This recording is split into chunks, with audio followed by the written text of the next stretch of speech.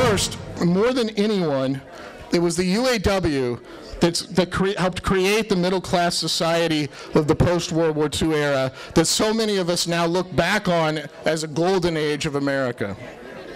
The 1950s and 60s, the decades that saw tremendous economic growth, rising productivity, and an unbelievable doubling of the standard of living for most Americans in those decades. And who was it that made sure that that economic prosperity and growth went not just into profits, or corporations' profits, but also into workers' pockets? It wasn't federal policymakers, and it wasn't generous employers. It was unionized workers.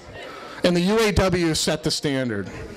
In a sense, the rise of the middle-class society that used to make the United States the envy of the world, right? A society that made home ownership and paid vacations and upward mobility for one's children a reality. This was directly a result of the members of unions like the UAW who organized, who struck, and in essence created that middle-class society.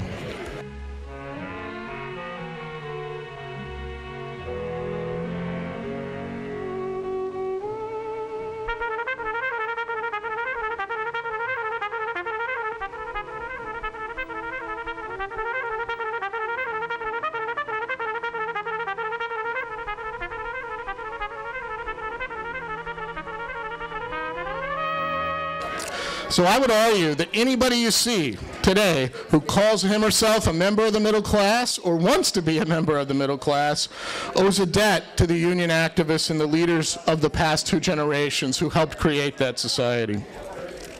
That's the first way in which the UAW has sort of benefited the country as a whole. A second way that we're all beneficiaries here of the labor movement, and again, especially the UAW, is through support for reforms that have made America a more equitable and fair place to live, learn, and work.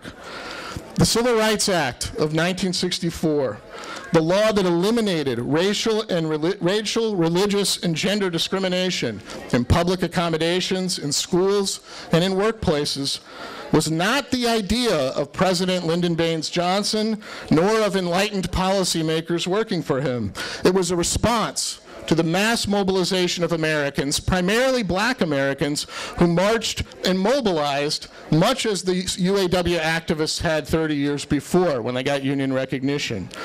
Thankfully, I think nowadays most school children are taught to recognize that it was the civil rights movement that helped make the passage of civil rights laws happen.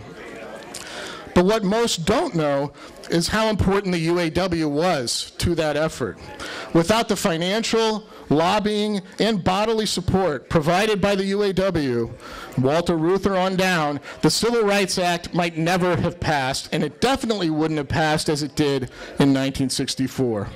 And the same can be said for many of the other reforms of the 1960s that helped the poorest and the most marginalized, whether in the United States or abroad. From programs like Head Start to Medicare to the Peace Corps, actually all, believe it or not, had their origin in the United Auto Workers and their thinking. So in short, ever since the Great Depression, it has taken ordinary people demanding and fighting for change to make real change happen. Moreover, it's been the union movement, and usually the UAW, that has been at the center of those mobilizations. So I do believe that President Obama sees unions as part of the solution rather than part of the problem, as he recently told a group of union activists who visited the White House. And that makes him potentially the most pro-union president since FDR, certainly much more so than the previous two Democrats, Clinton and Carter. And that gives me the audacity to hope, but Obama won't do it alone. In fact, without ordinary people pushing for reforms on Wall Street, pushing for the passage of the Employee Free Choice Act, pushing for permanent outlawing of permanent replacement worker legislation, and also pushing for investments in the American people. Without the pressure to do that, Obama as president will move to the center and very little will end up happening. So we need to organize, to be heard on the issues that matter to us as working people, and we need to be heard on the reforms that will make this country live up to the ideals of fairness and opportunity that it often preaches.